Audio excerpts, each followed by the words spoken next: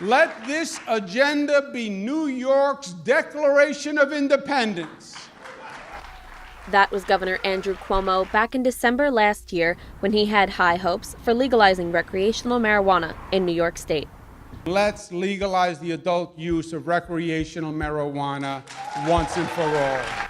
Democratic control of the state Senate seemed to make legalization inevitable, promising a windfall in new tax revenue. Though right now the move to legalize is facing fierce opposition from elected officials. It has become very clear that when it comes to the legalized sale of marijuana in Nassau County, now is not the time.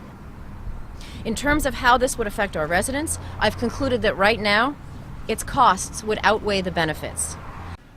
Next door in Suffolk, legislator Robert Trotta is poised to resist legalization. It's only projected to get about $1 million, and there might be a lot of social problems that will cause much more than $1 million. So I don't look at this as an economic issue at all. It shouldn't be an economic issue.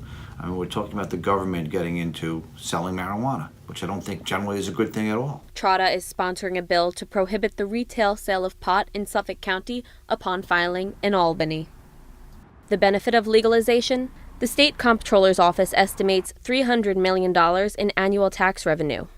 Meanwhile, opponents of legalization have cited traffic safety statistics in Washington, which legalized the drug in December 2012. Reports reveal fatal traffic crashes involving drivers who recently used marijuana doubled following legalization.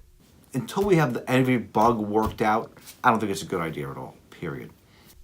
10 states have now legalized recreational marijuana for adults over 21. 33 states have legalized medical marijuana. Suffolk County has one medical marijuana dispensary in Riverhead called Columbia Care, right across the street from the Department of Motor Vehicles, which classifies driving high as a criminal offense. Marijuana intoxication has been shown to reduce reaction times, which could pose a risk to the community if folks are driving under the influence of marijuana. I would say that marijuana sometimes serves as an introduction to drug culture. Opposition and uncertainty have pushed the governor to postpone legalization. District attorneys still call up and say, I have a problem. The sheriffs still call up and say, I have a problem. The police departments still call up and say, I have a problem. Governor Cuomo was not always so bullish to legalize. Politico reported the governor calling pot a gateway drug just 2 years ago. This reporter caught up with the governor the other day on Long Island.